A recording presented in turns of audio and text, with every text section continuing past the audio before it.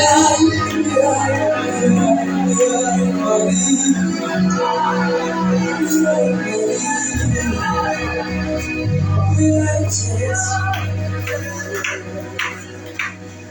you know what in the marriage school to one people can? Thank you so much.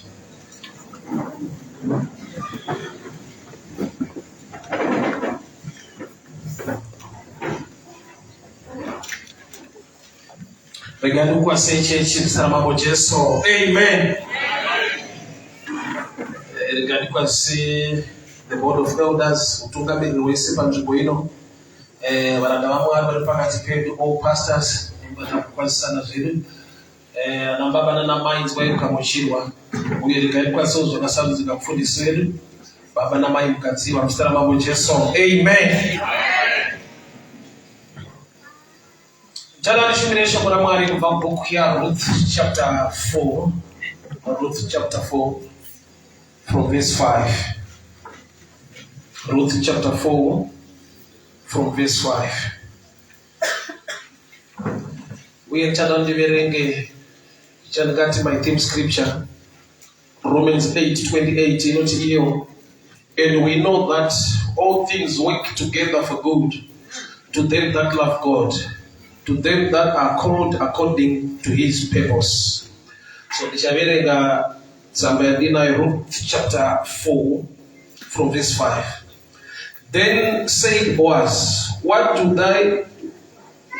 the day that you buy the field of Naomi, you must also buy it, also with Ruth the Moabitess, the wife of the dead, to raise up the name of the dead upon his inheritance. And the kinsman said, I cannot redeem it for myself, lest I may endanger my own inheritance. Redeem by thy right to thyself, I cannot do it. Now this was the manner in former time in Israel concerning redeeming and concerning changing. For to confirm all things, a man plucked off his shoe and gave it to his neighbor, and this was a testimony in Israel. Therefore the kinsman said unto Boaz, buy it for thee, for he drew off his shoe. Then Boaz said to the elders and the elders of the people, you are witnesses this day that I have bought all that was Elimelech's and all that was Chilon's and Malon's of the hand of Naomi. Moreover, Ruth the Moabitess, the wife of Malon, have I purchased to be my wife, to raise up the name of the dead upon his inheritance, that the name of the dead may not be cut off among his brethren. And from the gate of this place you are witnesses to this day. Father, we thank you for your word. Speak to us tonight. Instruct us, correct us, empower us for the glory of your name. In Jesus' mighty name I pray. Amen. Not a disadvantage. Disadvantage. Theme scripture ndaverenga yati tinoziva kuti zvese zvinoshandirana zvakanaka kunava vakadana mupurpose yaMwari uye vanoda Mwari. All things work out together for good to those that love the Lord. So is really not all rinongoreva kuti zvese whether negative or positive kana kuti ari muna Mwari uye achida Mwari.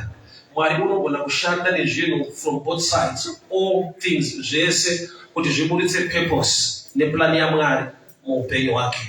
So most of the times zvinotichemedza nokutirwadza kuona tiri the other side, negative kana kuti tine ma disadvantages, tine zvatinoda, tine favor yatinoda, tine mapositions atinoda muupenyu, ende tichitonamata tichitochema kuna Mwari, zvinoita nezvekuita worse. Ameno kana pana anogona kuva witness pastatement andinotaura here kuti the more you seek God, the more you come to him, things are getting worse instead of getting better. To an extent yekuti vari kunyika vanenge vachakuudza kana kuti vanotombokuudza kana iwe unogona kuzvianalyze wega kuti zvinenge hazvisi kuita kana kuti hazvishandi. Haisi yese nguva yaunonzwa kuti Mwari vari kuita zvinhu, neimwe nguva unonzwa sekunge Mwari havasi kuita zvinhu, asi kuti the enemy is just coming after me. Time iyoyo iriko, time iyoyo inoraramika. But evangeli yekutenda, the gospel of faith, inoda kuti munhu ave nerevelation chizaruko uye neruzivo kana uchiziva kuti kuita paMwari kuri pana Romans 8 will not all things work out together for good. Zvoreva kuti even the negative side I will continue to have faith and trust him because I know he's faithful. So munhu unoziva kutendeka nekururama paMwari nerudo rwaMwari haagoni kubatikana zvakanyanya nyangwe pane zvinhu zvinonyanya mubata nekurwadza nekuda kwekuti unoziva Mwari waanonamata. Unoziva ability, unoziva simba nenyasha dzina Mwari. Uye kuti Mwari wedu unogona kushanda nenzira dzese dzinoita sekunge hadzishande kuti zvinhu zviite zvakanaka. So tsamba yandaverenga ndemukadzi unonzi Ruth. Mukadzi anonzi Ruth wakabva kuMoab achiteera mwene wake unonzi Naomi. Havana kusimuka vari 2 but vakasimuka vari 3 nomwe unonzi Opa. So Naomi ane time yaakaparidza evhangeri Ruth 1:12 yekuti dzokerai nyika yemadzibaba enyu nokuti ini handichagona kuberekerai murume anokurorai. Opa ndokubva anyatsonzwa zvakataurwa ndokubva adzokera. Imwe dhenja iri muchechi ndeyevanhu vanonyatsonzwa. Kusanzwa itori imwe subject endawaexplain. Luke 11:17 varume vaine maperembudzi vakati kuna Jesu akati kwavari endai munozviratidza kuvaprista. Bhaibheri rako robva rati pavakuenda mumwe wavo akadzoka. Iye Jesu ati go and show yourself to the priest. Vasina kudzoka vanga vanzwa zvakataura Jesu ende vanga vari wrong. Nokuti akadzoka akanzi naJesu ko vamwe vari kupi. Iye Jesu haana kuti endai mugodzoka. Chirungu chake akati go. So muna go hamuna come. So kune vakanyatsonzwa zvataurwa ndokubva vaita sirizvo. So pane level yekuti vamwe vanhu problem yavo ndekuti vanonzwa. Kureva kuti kune mamwe manzwiro anotsvakwa manje anodarika kungonzwa. I love examples. Rega ndokudze maybe pari kunetsa mushaka uri kurevei. Pane mutauro wakavanzika wekuti munhu anotaura zvinhu zvaasiri kuda but anotaura sekunge ari kuda, sekunge kwanetsana nemunhu obva akuti Mwari akukomborere. Unotoziva kuti hasi kukomborerwa kumabva but haagoni kutaura mazwi ekutuka, anotaura mazwi akanaka akaviga matukiro ari kuita. Zvokuti uri mumwe unogona kuti hasi vanokomborera gamba hausi kunzwa zvokutaurwa. Akutoti dai zvakuomera, dai Mwari vamira zvako zvisaite but haataure mutauro, anotaura mutauro wakaputira zvaari kutaura. Anongoti Mwari ave newe. Haisi blessing iyoyo but ukanzwa zvataurwa unoti beta. Ukanyatsonzwa zvataurwa unomuti hausadaro shamwari urikudaro so but munhu ati Mwari ave newe, Mwari akukomborere, unopedzera kuti batinda uchidaro so zvinoti uri kunzwa zvaasiri kutaura kuti ndo zvaari kutaura. So problem yatinayo dzimwe nguva ndeikunzwa, toregera kunzwa zvekutaurwa but tonzwa zvangotaurwa. Zvakafanana nebhaibheri shoko raMwari. Chaita kuti ndapedza kuverenga urambe wakagara uruda kunzwa zvisina kunyorwa nokuti zvakanyorwa ndaverenga.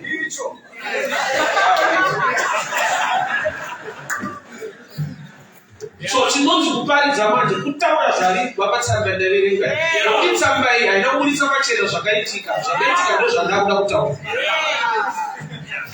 Zvawanzwa ndo zvakangotenderwa kuti ungonzwawo but pane zvaunofanirwa kuzonzwa kana mweya muchena aakundudzira panhau dzakaitika.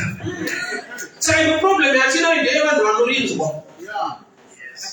Kune vanhu vanorinzwa zvekuti vanoita naro zvokuti nyatsoona kuti akangorivereka but haana kuvhurika but akarivhura. Akarivhura akaverenga but iye haana kuzovhurika pane zvaaverenga.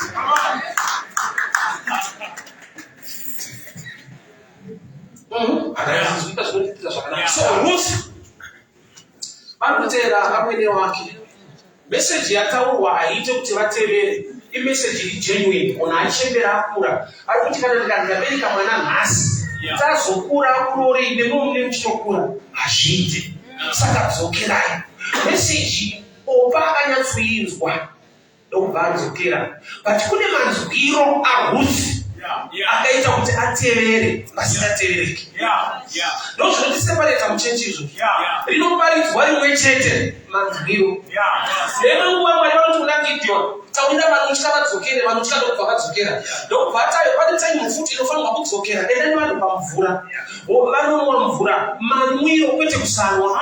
Vanhu vakaseparetwa nemanwiro avaita kwete kusanwa mvura. Kureva kuti kune manwiro ekuti nyangwe wanwa wakafanana neasina kunwa. Hautenderwi kuenda.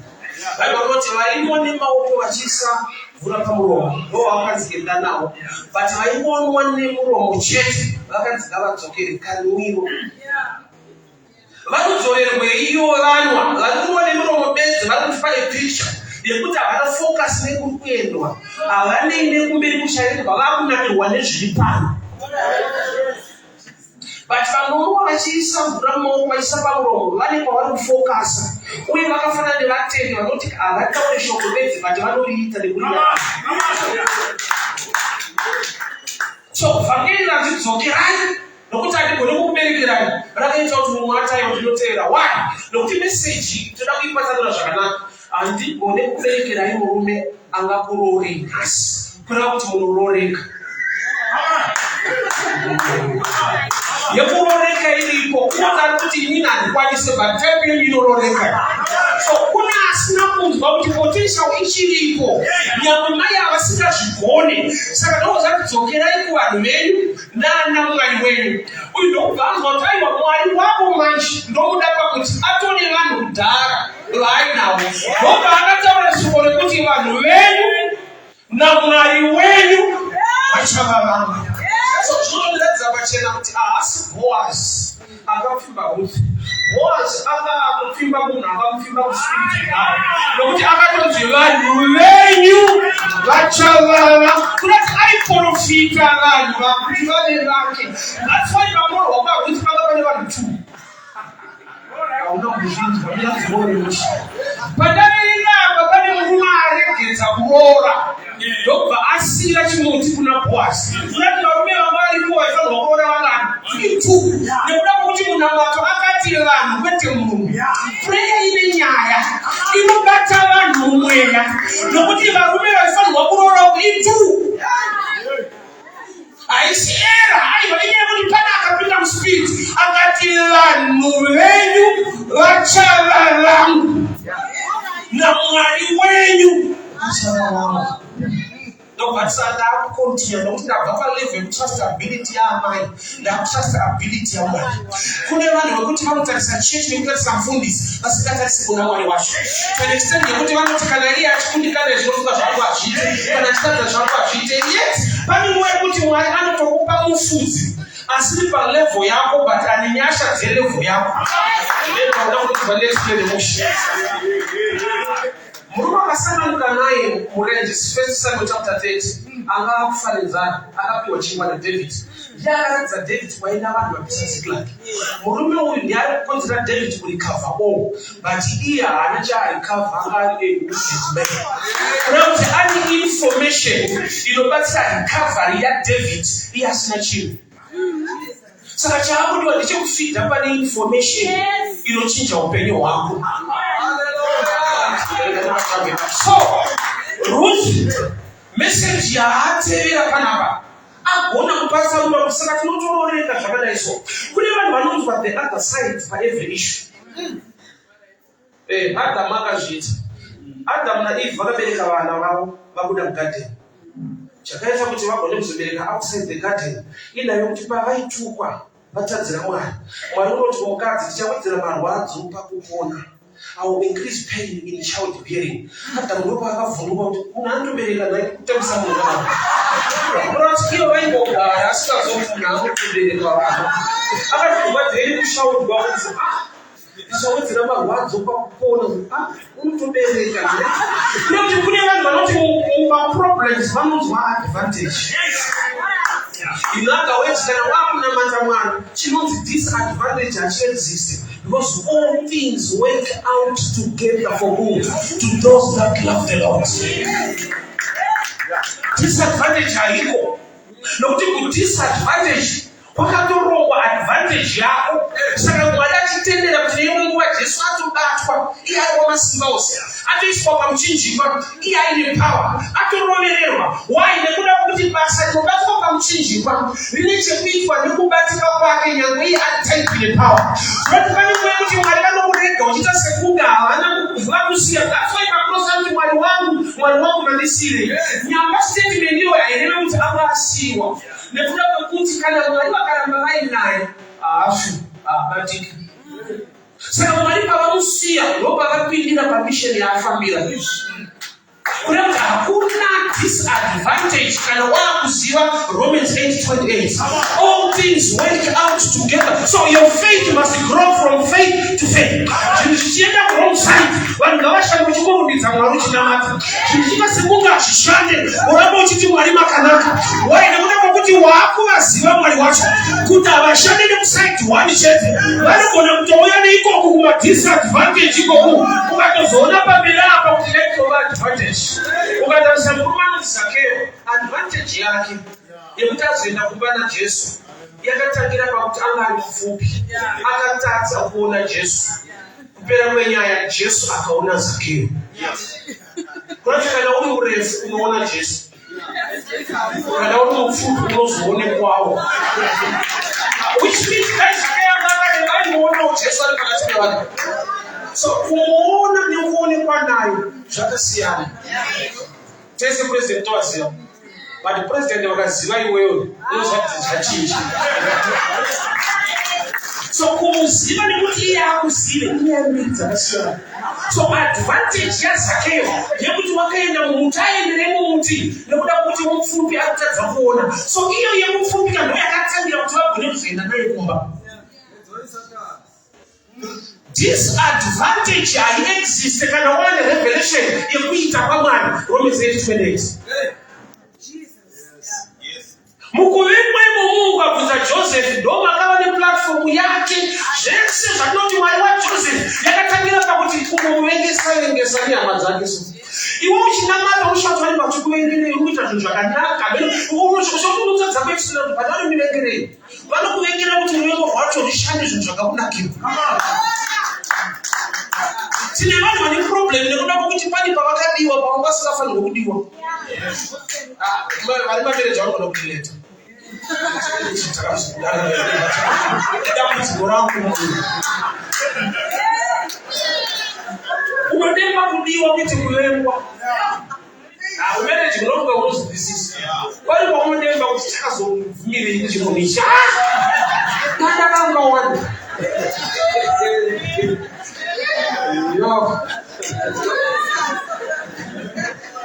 Ruth ari kutevera kuti wagona kuinterpreta kuti tinotororeka. And vanhu havana Mwari woupa Israel, and faith comes by hearing, and hearing by the word of God. Kunati vanhu apa vakaroorwana kwavaimbokurukura neamweni vaiudzwa tsika yeMwari wekuIsrael kuti paIsrael kunogarwa vanonaka. Saka even pakashayikwa murume aberekwa nhasi kuti aroore, but there's no kune hama dziripo unororeka. So ari information yainayo isina mumwoyo wake unonzi opa. So akabva atevera ndokubva auya kuBethlehem. Bethlehem ndo the right place in the destiny yake, but haana kusvika nekubva aroorwa. And Ruth haana kungosvika ndokubva atanga kutsvaka Boaz. Wakatsvaka basa mumunda. Munda ndewaBoaz, but haana kutsvaka Boaz. Wakatsvaka kushanda mumunda. Boaz wakawana munhu ari kushanda kuite munhu ari kutsvaga murume mumunda. Usapani kunobva kuti zvaunotsvaga hazvisiri izvo. Kana kuti unotsvaga uchishandisa wrong order. Munhu wese ari kutsvaga basa zviri pachena ndezvekuti haadi basa anga mari. But zvinenge hazvibvumirwi kusvika pakamba kuti kutsvaga mari, ndinoda mari dzakabva mumusho, takafambira mari idzi. Unotaima ndinoshanda chaizvo. Iwo uchizoziva kuti mwedzi ukapera vanopaguripa dzangu kuti anoshobada kuda munhu anoda basa kunesanda mari iri kubasa. Dai waida basa ngava kuime pei mwedzi uno unovaudza kuti hatina kuya kuzotandara kamuno kusaka. But order yacho ndeyekuti unotanga nekuda basa iwe uchida mari iri kubasa. Oda ukaipotsa maji ile nyaya. Uruda kuroora. Kutuzo wale mori. But pakufimba akutaurwe program dzekuti ndo vana vatatu leo. Ifosha. Vantu kuvuta docket police. Baba wakuntera kuti vanhu vatatu leo.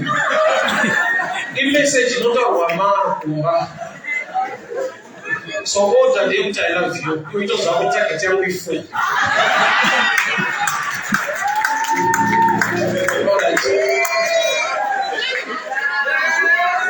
So what happened in Bethlehem? Just as Joseph, Bagetta escaped from Egypt. Don't place your dream, don't place your woman, mom. But I know she cannot pass Muziwa. I can eat a garden in the right place. But process someone, akava ava mushandi kunofugamira vanhu. Iye akairota chiroto chikufugamirwa. Osa ukasvika pastage yekuti zvawakarota nezvaunotarisira nevision yako kuti ndichava zvakati, pakatanga the opposite unoenda kuprayer. Nekuda kwekuti unotadza kuinterpreta process nepfungwa yaMwari, unotanga kufighta process. Because wakarota uchifugamirwa. Saka iwe kana wakufugamira Potifa uri garden boy, unotozwa kuti ndofunga asiyazotsanya zvakakwana. Nobata dry fasting. Gamba ndori dry in understanding. So Ruth wauya ku Bethlehem, right place in destiny yake, kuna Boaz wake. But ashinga munzvimbo iyoyo wakatanga kushanda ino ode mashandiro zvainzi chirikadzi nenherera ndo vanopinda mumunda otanga kunhongerera zvasiwa nevari kukohwa. Kunati haana kuuya as a harvester, akauya as a gleaner. Vanonhongerera zvasiwa nemamistakes. Kunati anorarama, but anorarama kumamistakes nemaderera amwe. Kurarama kwake hakusi programu kuti ndo zvake chaizvo zvinenge zvangosiyiwawo nevamwe. Yet ari muplace ine dream nevision yelife yake. Haana kuora moyo kuti sendaitwa kunhongerera iwo dhainga iriko. But kupera kwenyaya Ruth wakunhongerera akanhonga muridzi womunda. And there was also a blessing to an extent yekuti she was a hard worker. Boaz akauya akataura navanhu kuti potai muchisiya zvimwe. Haafanirwa kurarama nemistake, anofanirwa kurarama negrace. Potai muchisiya zvimwe maune kuti apota achinhonga. Which means angari a gleaner, but akurarama life yaharvester. Nokuti haachanhongerera aiye ari mulaini revanonhongerera. Ane life yakarongeka yevanhu vari kumberi, iye ari kumashure. Pane nguva yekuti urikutadza kuzviona hapo. Nekuda kwekuti urikutarisa salary kwete lifestyle. Life yawakurarama tichikombeya nesalary yako hazvisiri izvo. Pauri pane nyasha dzakadropwa naMwari. Zvekuti uchinamatira promotion you are already promoted in lifestyle. Life yako ine promotion, but kubasa kwako hausati wane promotion. Sati nevanhu kuti chaakunamatira kuti Mwari nendasvika palevel zvaitika. Zviri kuitika kuti level ikoko, but hausi kuzviona kuti Mwari ari kuita zvinhu. Ukazobvunza vari kumberi kana vamire kwavo uchaona kuti munenge makatotofanana kana kutovadarika. Yeti salary yaunotambira yawe×2 yako. Kune vanhu vane blessing yavo kana vane Rustenburg nyaya yekuEgypt. Kuti nyangwe Mwari akabudisa vanhu muEgypt, ane time yaakaropafadza vari muEgypt. Vari muEgypt vakawana ropafadzo. Moses achida vana vachida kuurayiwa vese. Vakadzi vechiHebrew vakapiwa nyasha dzekubereka vana. Zvekuti vakatumwa kunouraya ndovakatanga kupa testimony kuti vakadzi ava vakasiyana nesu. Vanobereka nyamukuti asati asvika. They were given the grace in Egypt. But pfungwa yemunhu yekuti Egypt haite neitabuda, kuna Mwari anogona kutomboita zvinhu. Pasati pabudiwa ipapa. Usati wapromotwa zvimwe zvinhu zvisati zvaitika. Mwari pane zvinhu zvaanoita zvaunofanira kurikukureza kuti uyu aMwari manje. Nokuti house girl hararame life, uyu aMwari. Garden boy hararame life yakadai. Uyu aMwari venda hararame upenyu hwakadai. Kuti Mwari vanogona kupromota lifestyle usina kupromotwa salary. Zvekuti paunopa vanhu testimony yezviri kuitwa naMwari, vanofunga kuti uri kunyepa. Because type yako nelevel yako hakuna zvakadaro. Pari pakuti pakomborerwa uchafamba nemapepa emota azvisvite unoda kuta ndeya mushwarenga ya because uchingovaudza soanoti iwewe uri venda iwe kune vanhu vakapromotwa life vasina kupromotwa salary nekuti ani zvaanonongedzera kuti atisi zvaanoita wegonozvisedzera kuti hakuna zvakadaro kutamba front yemwe munhu gamba kuna mwari ari kutambira front. She was a cleaner, but I never had my life like cleaner for a long time. No people was out on the potent see as you. I put that in. But I have no longer so far nobody like me. But I play the machine. Favorite I'm located. I'm a cleaner. I have my life here harvest. Akaramba yomuda. Ruth don't pass akarapasina nayo vakuone sana mkai. Nguva yazopana kuti chapter 3. Yokuti kuwanirwa wako anokuroa.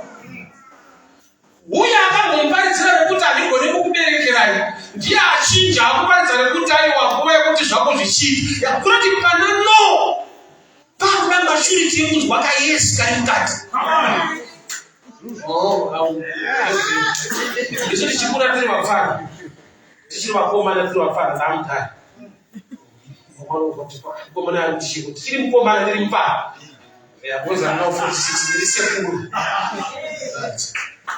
waitokafimba musikana akati tichafunga waenda wachifara bozi unoziva kuzvazvokureva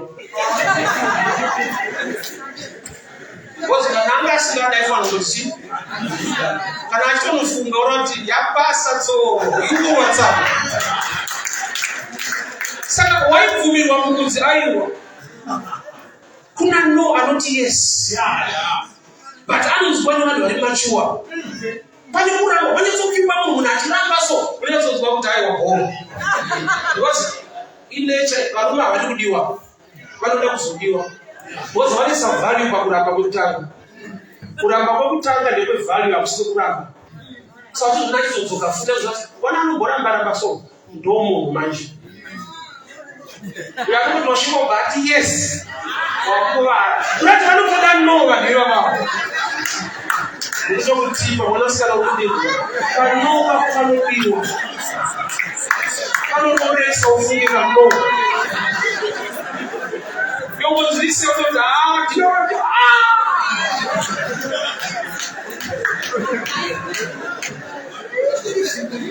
so Ruth wauya muplace ya destiny yake muplace ya blessing yake ndokubvanza aiwa nguva yafanirwa manje ndokuvakarongwa iseta murunda yekuti akufanirwa kuroorwa but there was a kinsman redeemer ahead of Boaz waifanirwa kutanga kuaccepta nekutora Ruth. Boaz was number 2. Pani wokutanga akapiwa mukana ndokubvanzi uyu ndiye Ruth wakabvana nayo akakarorwa namalo zvikamira zvakadai for 10 years ari kumwamba ari mwanana haana kunge aine mwana mumarriage yake saka auya pano kuti akuda munhu anotora munda waBoaz munda waMaloni uye nekutora Ruth murume akapiwa option iyo ndokubva atarisa advantage kuti munda uri right ndokubva azwa kuti basi chakabatisungirwa pamunda mukadzi uyu ane record ye 10 years asinaungaine mwana saka tikamuroora nhaka yemunda wedu inozoshaya anotora saka chaakarabira rizeni yataura zvanzi ndinokanganisira nhaka nekuda kuti anotarisa dambudziko rine munhu waanotora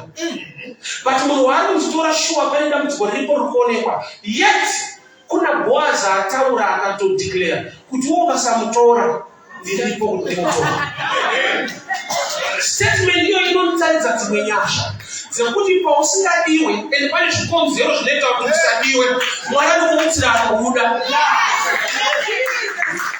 nokuti haisi secret yekuti uyu akaroorwa 10 years anga asina mwana zvakatsanangurwa zvese angaiva mukadzi waMaloni 10 years mwobva asina mwana saka tora inobva kai nhaka yangu inokanganisika because munhu haagoni kutipa mwana anosara nenhaka kwazinobva ati iwo kana usingadi ini ndikutora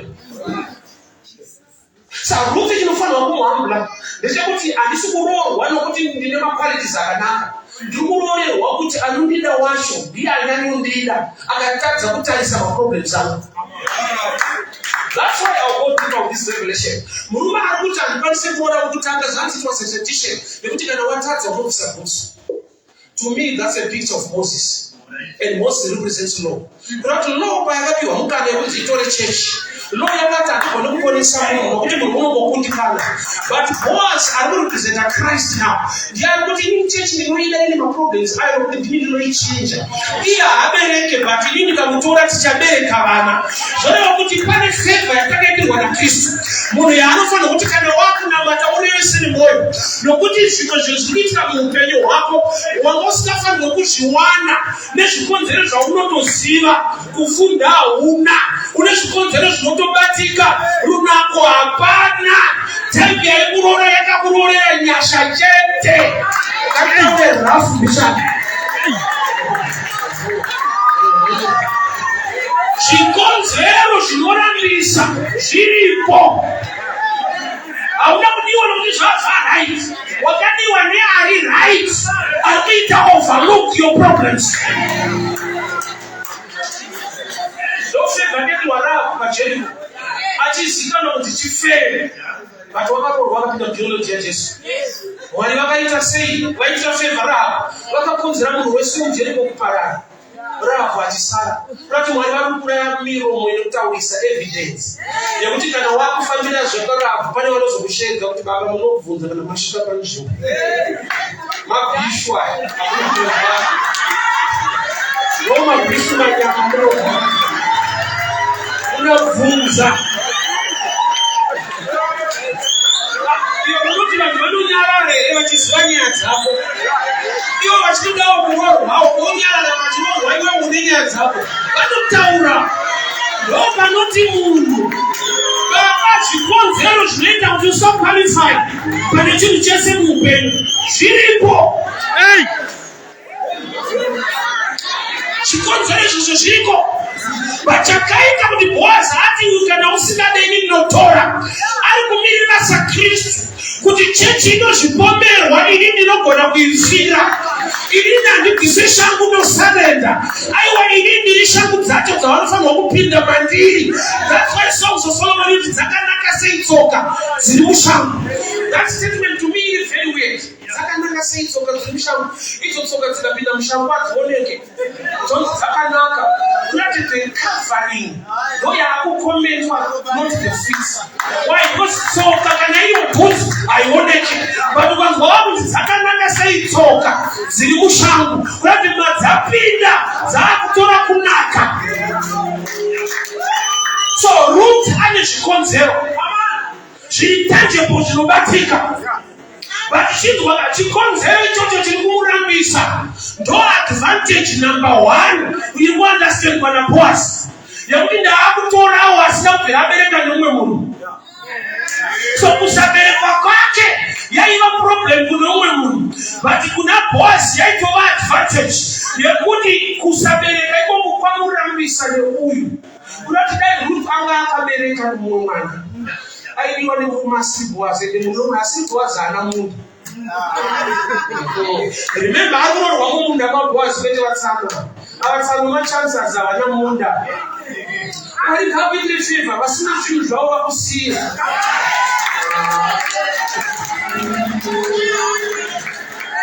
Don't you want to fancy that when you we are some one nation, but was very moon. Don't know that knows, but the moon we have to ask no moon. So you without Aramis, I mean, disadvantage Yatarisa. Let it disadvantage you. If favor, to support with the time was mentioned. So, by the way, disadvantage you probably it only favor to a better step in life. No matter who come or share, disadvantage you. On top of the time, our boss will see an name. So, by the problem is the power. You have to change my problem. But the problem is you don't change some problems. They are not going to life. I want to tell you that I want to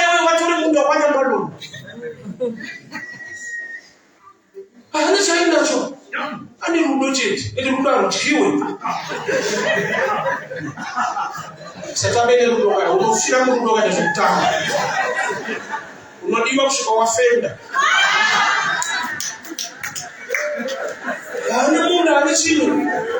Somebody can tell me that Steve Palestine not to know who did. Saka kufanya mundu kuna Boaz muridzi wemunda anasvenda anokuda despite madisadvantages. Saka mumwe kuti agone kukuramba anofanirwa kuwana chikonzero chekukurambira. Saka chikonzero chauri kurambirwa ichocho yaitova favor ine protection mulife mako. Unza Mary wakashaya pekuberekera Jesu kuBethlehem, house of bread. Mumwe akatakura ndeya Jesu anova the bread of life. But chingwa chakashiwa rumu mimba yechingwa. Bethlehem azvona kuti ipai chingwa house of bread. Jesu what is the bread of life. But akatakura chingwa akushaya rumu. Kuna kuti vane zvimoto ndo vakawana mukana. Chingwa ndo kwachashaya space. Vanhu vaibereka zvinhu zvavo ndo vane chance. Vari kubereka zvamunyanya hakuna. Yet disadvantage iyoyo ine chekuita nezvichatevera zvipi. Herode wakatuma vanhu kumusecha nekuuraya vana vane 2 years and below. Matthew chapter 2. Kuna kuti paitsvagwa vana vainotsvagwa kunoberekerwa vana. Saka Ruth nokuti Mary haana kuwana room kunoberekerwa vana, akawana room kunoberekera mhuka. Saka pari kutsvagwa munhu kwete mhuka. Saka uyu paatoenda kudanga remombe iprotection but yauya neresistance. Dai Mary akawana nzvimbo dai pasina salvation. Amen. Kuti paakaenda kunouraya vana avanhu vaitsvagwa kunoberekerwa vana muzvipatara. So Mary paakashayiwa nzvimbo denga rikumujengesa pane zvichatevera. Kune imwe disadvantage yaunozotenda Mwari kuti Mwari makaita hei. Dai ndakabvumwa paprogramu iyi ndakakuwadzwa. Pasaka pane papaunonanga kuti Mwari ndipende ndikamuona munhu zvokuona wozonana after 5 years unotenda Mwari kuti Mwari ndandanyura ishe makagona mukaita tsano vatsike-tsika ndanda iyeyi unoziva kuti asi Mwari vanoziva zveshuwa. Pamwe pacho tinochemera tisina basa.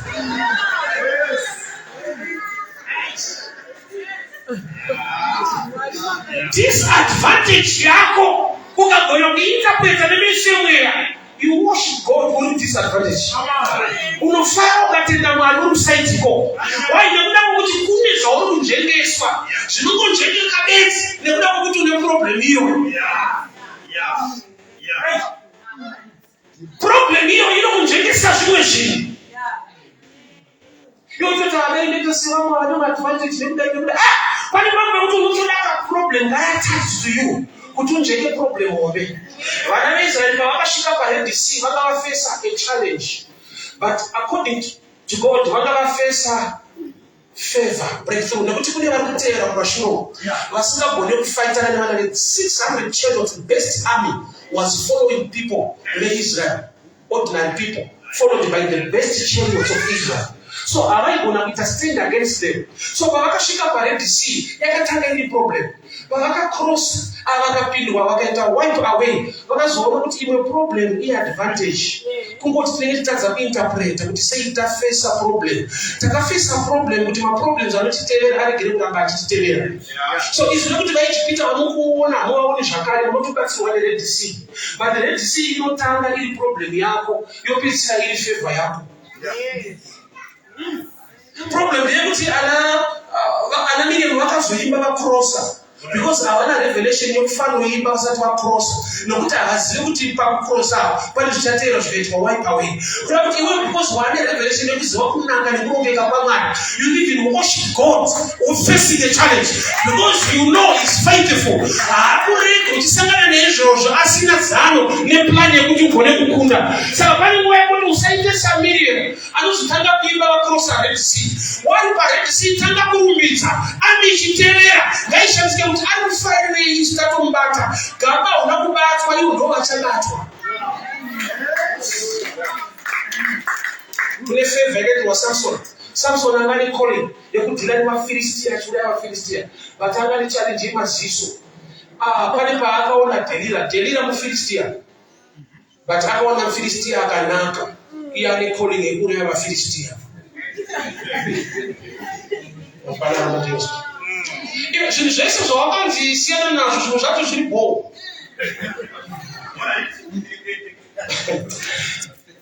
Delila atori muFilistia.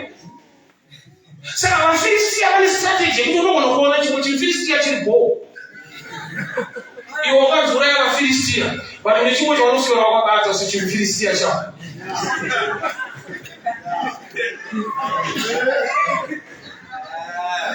sema Aisha onyozo na Filistia hiki basi sema Aisha to Filistia bata isi so fedha yangu kwa Samson wale wakamlenga ati bisoma ziso baada bisoma ziso akaula ya Filistia wese akati mali besima akaula yese walipo bangani maziso ayo ngana bamwevesa akabata chimwe chimfilistia chimakasha so kuviswa kwemeso ake yakaba advantage inaitwa mfazoti he killed more in his death than when he was alive. Kuna kipali mambo kuti paunona matira advantage mwali wanu kuneka uli disadvantage. Wanaita mezi wano zwati minus na minus anu mezi na mtupa plus ilakati mezi zaitu wani shona imagine kuti hapana shapo inodoka tichaira kuchona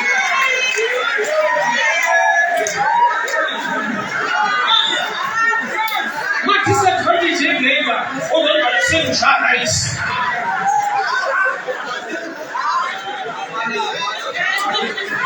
kune shefa inoraiswa namwari but youya seproblem vanhu votonamata against that favor nokuti vari kuiona seproblem kuna mazowa kuti vanhu vanhu vatida vamwari ida vachitaura kuti vada kuti dzinga ida vanhu vasafaire pane pamwe pakuti ukanyanyodiwa unozorora zvekuti kana kuvaka musha wake anda usitora makaita wakatotanga ipapapa pakanzi juna ndogo wanototoka kuchiwa kana chiground chacho mwari vaitozvati ndikasamutsatsana kuti ground chacho hautsvagemi unenge pamuntu wamaselfi zvavo panopera gore unozorwa kuti moyo yacho haisi yavo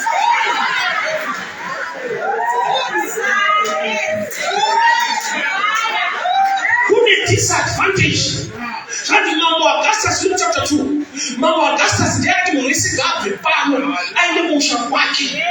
Mary naJoseph vakaenda by choice Bethlehem ipressure yakabva kumuhedheni ainzi Augustus yaisada kuti asensus munhu wese kuusha kwake. Mary naJoseph ndobva wafamba neusiku vachienda kuBethlehem nomutongo waibva Joseph kunati havana kuenda by choice but ifevha ipi yakuiswa naMwari. Mary anga overdue nokuti vachingosvika ikoko akabatsirwa kunati nhumbu yake mamanzi anga atofanira mwana but problem yake ndekuti haagone kuenda kuprophetic place kana pasine enemy iri kuuya against nokuti Bible noti when the enemy comes like a flood the spirit of the Lord who raises standards kunati kune zviyo zvinosumudzwa naMwari kwete nokuti wanamata vane kuda kwokuti pane zviri kumuka against your life. Mawitness a Daniel, favor ya Daniel, ishumba. Vanhu vese vanomaka kusvika akandwa mugomba. Shumba ndo dzakatodzana varume kuti ari right, vasi right vakapinda. Tichaprovira mambo kuti vari si right kana vauya tichakuratidzana. Daniel wakapinda akaswera arimo akabuda kuseri. Vasi right pavakapinda vakadyiwa chimudenga. Kunati shumba ndo dzakaudza mambo kuti aiwa tichakuprovira vari wrong.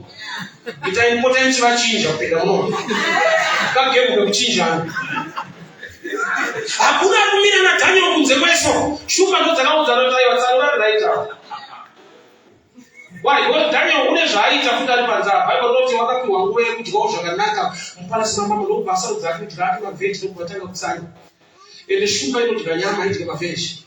So Daniel paakapinda mupresence yeshumba akatakura an environment ine grace fasting because ari panze waitsanya pakazopinda vaidya shumba dzakaudza kuti vanodya vauya yangu vayekudyawo kuti kana vanotsanya vabuda tinotanga uiti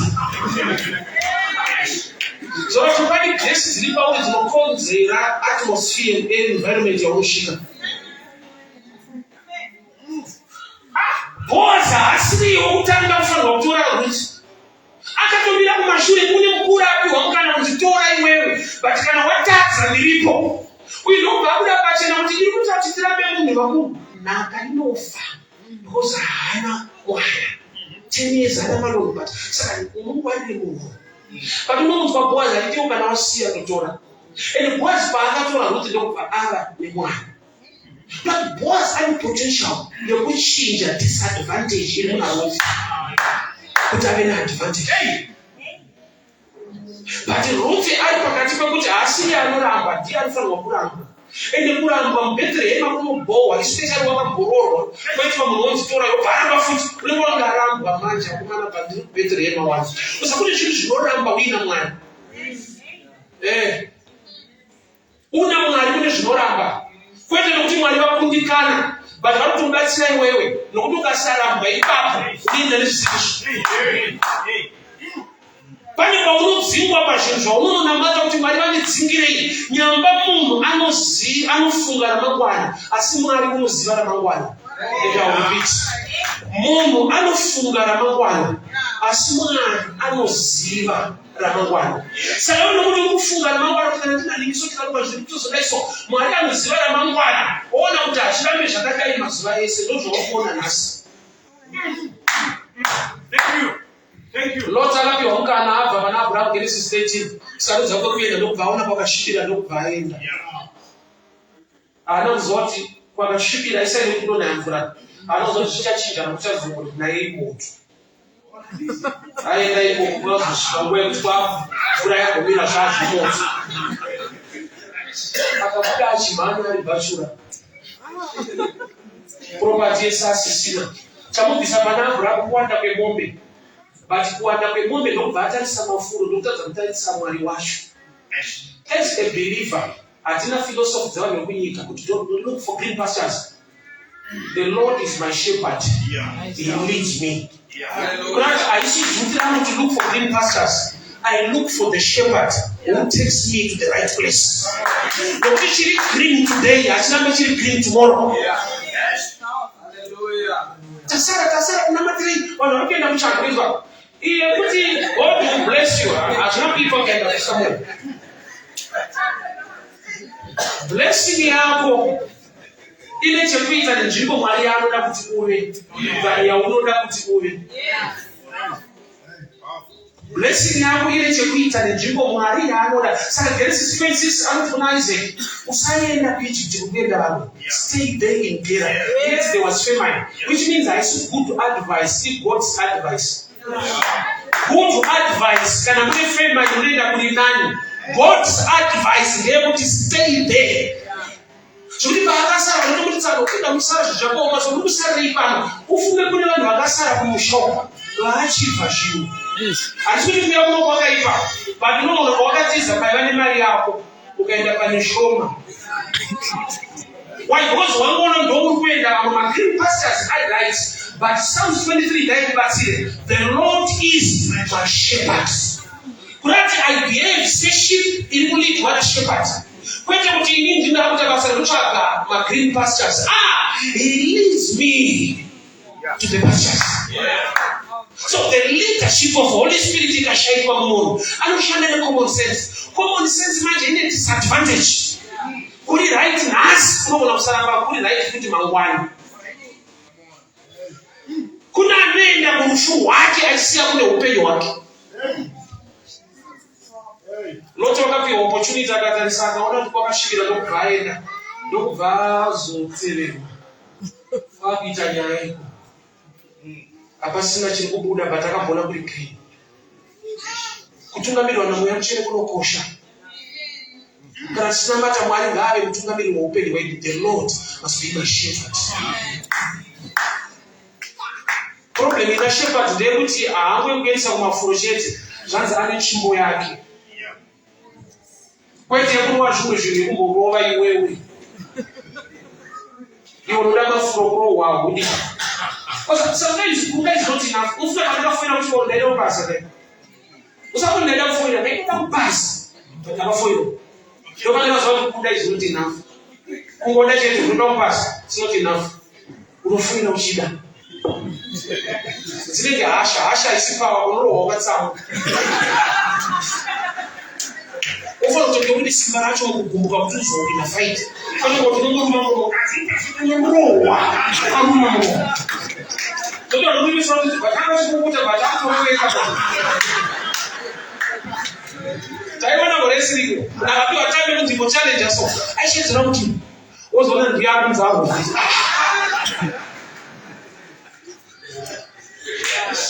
There is a place yakati yako injunju hapo. Ino kuna kutangisa or negative sides. Je kuga na mwari kasi kuga shanti. Ulisha barozo ili mwari paka ndani futa zisipari za marari street. Daina ni soka kwa kwanza. Kwa sababu shika kwa aliso sports by nuko uchipa kuoshi pita kwa prayer. Paka leba. Ulisha kwa mtizio za prayer pero wako kuta ni calling aka. Akaita manzwira. Shani kombiesi. So fachaila uni mama ya kombi. What if I message? Uni mama chale kombi. Alofuga issue. Wewe wazo wana abantu wanukukansela. Kandi jemali joga wakanyatso bamwali chai. Kuno kwa mtu asili because wafamba. Kona nakafunda naye akubwa yaba rent balebaliza so. So ndiko shakatanga sei. Ati was a dream and go penda kunaita wa base. Ana na wota so.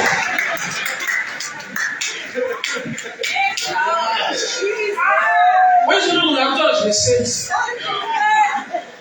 Beware of good people who are not godly. Whatever you are right, you are still wrong. One of them is kind of right, but show the revelation is already wrong.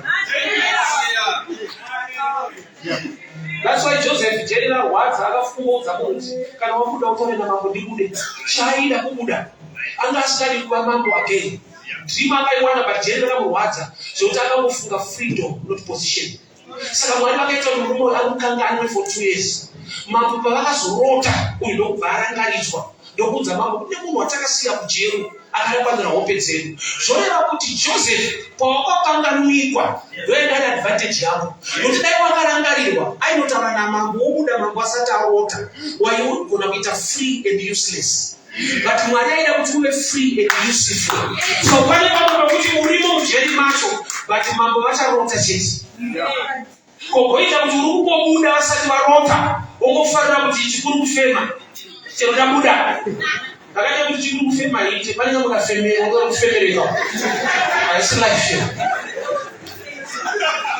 pepo siamwari nogona kuibotsa nemarwadzo amadzangu zvokuna matapane kanyaya kanorwadza kakuti Ruth Bethlehem akatangwa nekurambwa munhu akabuda pachero chandimurambira uyu abereko ndozvakamurambira nhaka yangu inorasika vanhu vese vakasaroti but Mwari raised a man with a different understanding. No, but can mamure gera no muda. Madera mure kata ro mukele wako. Mwari anazonyasha. Zokuti zvikonzero zviripo zvokuti hauna unoenda, because hauna hama, hauna kudzidza, hauna zvaunogona. Kune nyasha dzinosimudza marombe kubva muguruma. Chokuti hapana chaunonongedzera kana vanhu vakukubvunza. Unongoti asi Mwari vakaita zvinhu muupenyu hwako. Wari vanongedzera kugona kwavo, kungwara kwavo, kufunda kwavo. Kune vanongotaura kuti it's all about the grace of God. Ameni makangwara makarongeka nekudii bati vamwe hatina chekunongedzera. Kungotokuona pandira ndiye akada kundiisawo ipapa. Hapaisvikika nekuda kwokuti izvi zvakadai. Pane mwana aitaura naye so. Taenda kune mwana conference ofana kumufundisa. Makata chikoro chipi? Naibvunza chikoro chekufundisa. Ndikati handina. Twadza aunotivanzirawo munhu wachida kuenda weko. Ndikati handina zvishua. Usakano pekuti munhu anofundisa kuti zvakachibva nevamwe zvinopfuura nekwakaendwawo nevamwe futi. Pane pamwe kuti mwana unokuti tsaro rova ivo vamwe vanoparidzwa enda yako murume pakona. Otoona mwari wako kushanda newe. Pasina paunonongedzera kuti takazodaisa. Handisi kuti izvo zvinoitwa zvakaipa. Kune vamwe vanokuitirwa nyasha. Kuti vasina kuita zvese vanongotsana maiki irova. Nyasha dzinoitirwa Ruth ndedzekuti zvinorambisa zviripo, zvinolengesa zviripo, but akarooreka. Handiziva kuti vakamurambira here, but Mwari ngaakupe nyasha dzekuti mukudunhu ravakarambwa iroro mumunda imomo maungunzi handidi ngamureiswe munhu ari kuti inini ndinoda. Zvekuti vanhu kana vakaenda nemakuhwa vanoti manje inini ndinomuda.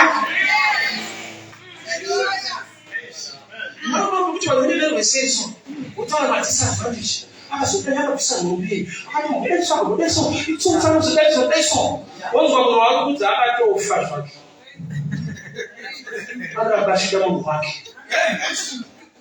Ivo hamuna chimbowa chekuti kuedza kutaura zvokuti munhu asiwe utonzi vana vari kuchata futi sana hanzwa mwari havhari nyaya negative environment yaunonzi haudike. Hakuna chinonakidza semubudirira nzvimbo yawanza kubudirira. Ukabva pano panobudirira kuAmerica zviri normal. Vanhu havana kupurisha newe wakaenda kunzou. Muno maunonzi hakuda kwaunoenda huna chaunoita. Ukabudirira vanhu zvinovabata. Your blessing inotoshota zvishua. Usakutoti munhu wese anofara nawangomoyerwa. Kune vanorwadziwa. Why? Because vanoziva madisadvantages. Vanoziva kusagona kwako, kusafara kwako, kusarongeka kwako. Ende vamotona kuti kana muchena hachene toshiya kuti vanomudiri. Ngapaite zvikonzero zvakadaro kuti vanhu vanoti bati toshaya manje. Munhu wacha kutongomuvarira bati kana ukamutarisa hana kutomuratidzika sesu. Osati paunozvikombera nevanhu vari kuita zvakanaka naMwari. Unozoti haisi nyaya yekuti wakaita sei, inyaya yekuti Mwariwo wafunga nezvaRuti. Unoti panororwa Ruti hapana vasikana. Waiti mumunda maingogara naGogosheti, vasikana vaivamo. Bati kuna Boazi zvakati kudaiwo kugororwa. Vasikana varimo vanooneka. Kuti kune vanoti vakusesi unoti vakomana nevanhu vanatanga vozoti vari kusiya futi. Haasi kutanga. Ushati vanhu vanekishure inga zvisi zviripo. Nyasha dzacho dzikashayikwa. Panoenda Ruti. Remember tara nyaya yemuchato. Tradition yemuchato haingori tradition yekupfeka vheri. No. Pane secret iripo. Yakaona kuti inomanifesta grace. Ani ari muchato anenge akavharwa so nevheri. Vamwe kutamba kuperekedza chitamba steps. Saka vanomuvhariko munhu tioneka. Inyaya yekuti vanotoziva kuti dzimwe nguva anogona kuperekedzwa nevakati nakei. Saka vanhu ngataurisa. Vasamumashure nana. Unozoona paanosimudza vheri kuti inyasha zviswasikana. Atoenda munhu tiripo.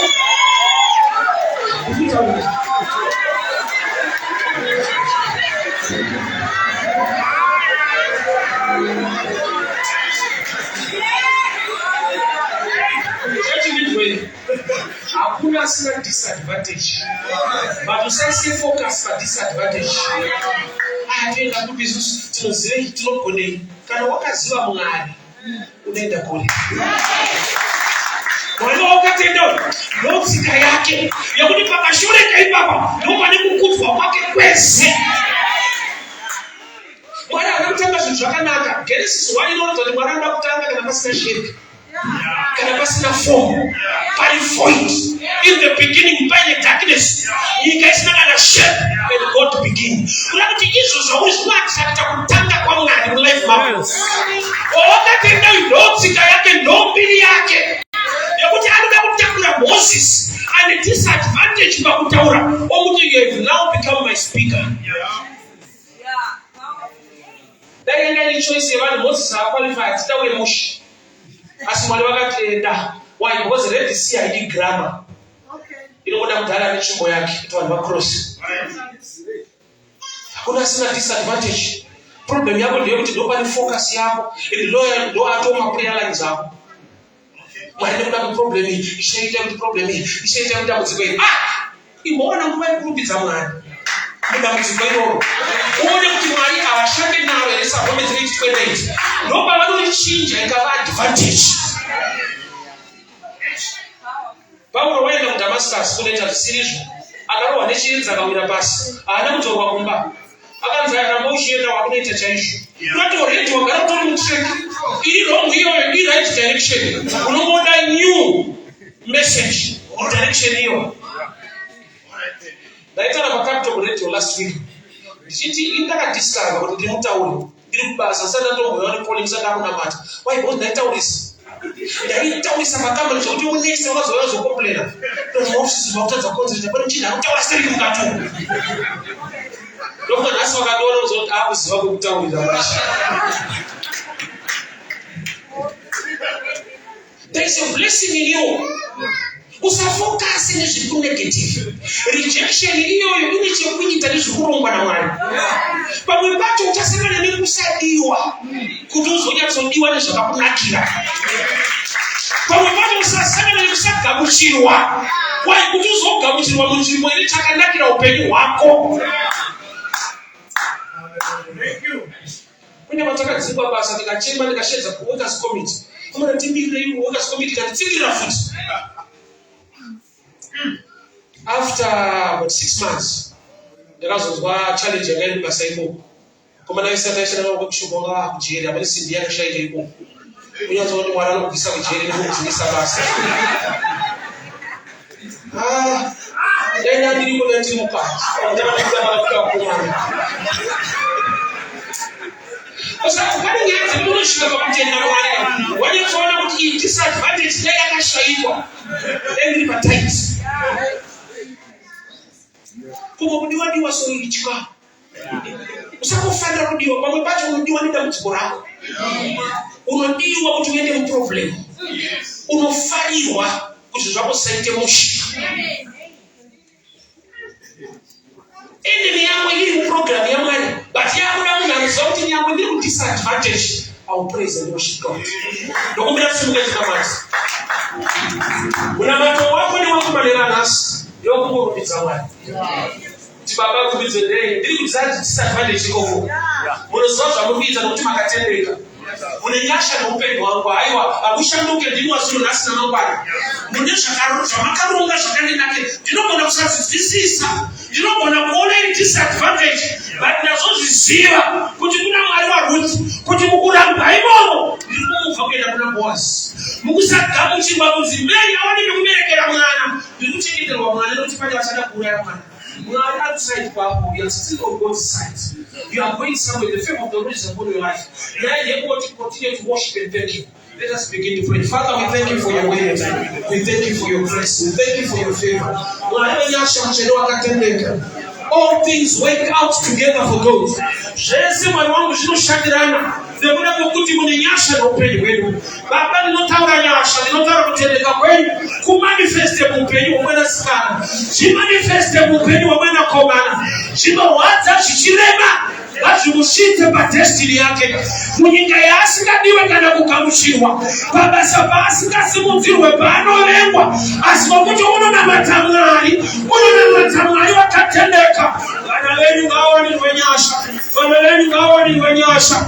Mupetere eba imomo mari kuna kwaruti. Waro kwa imomo. Baba saiba bomba akalengwa. Asimuziwe. Munyinga yasi kadiwe. Mari wasimuziwa nomuda.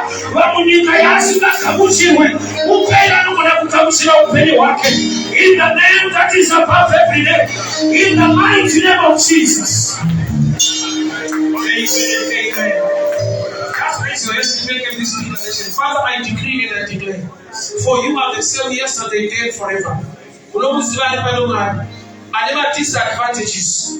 Kumushapa anova mundunura anogara kwa akaberekerwa mwali wangu zvidzidzo zvaakawana pakufunda kwake maadvantages ose iwayo asi nokuti wakauya kuzokunamatai zviratidzo yekushamisa kwenu makarangarira Ruth asiri kudiwa akarorwa munzvimbo inonzi Bheterehema mumunda maarambwa ava munyika inonzi zvavo hazviite vapei nyasha ngaibatike mari ngaibatike pfuma ngauwanikwe muchato ngauwanikwe imba ngaivakike nyasha dzenyu ngadzionekwe munyika yaanonzi hazviite pasaka inonzi haikwane chinhu ngapiwe nyasha ngaite zvinobatika in the mighty name of Jesus.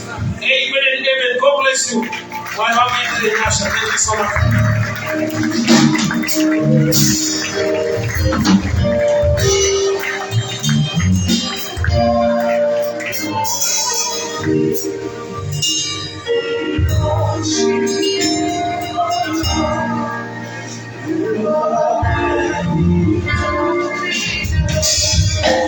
Tende muno amani tuogere mamungu tishenda mu